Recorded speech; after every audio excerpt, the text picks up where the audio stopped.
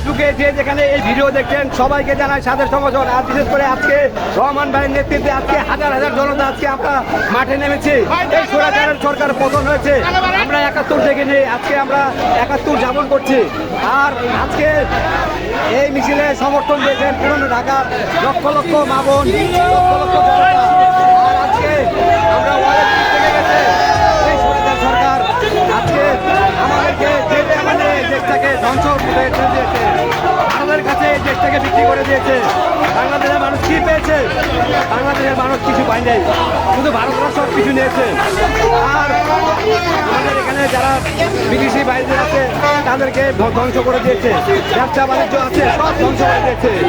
আপনারা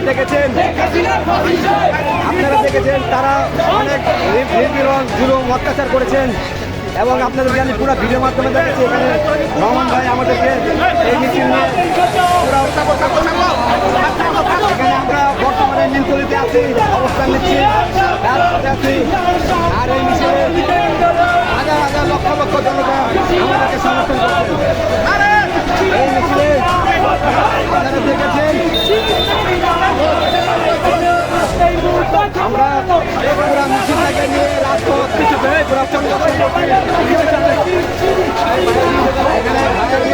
রহমান ভাইয়ের নেতৃত্বে বিশাল একটি মিছিল পুরা ঢাকা শহর, ঢাকা 33-এর প্রত্যেকটা ওয়ার্ডে পরিদর্শন করছে।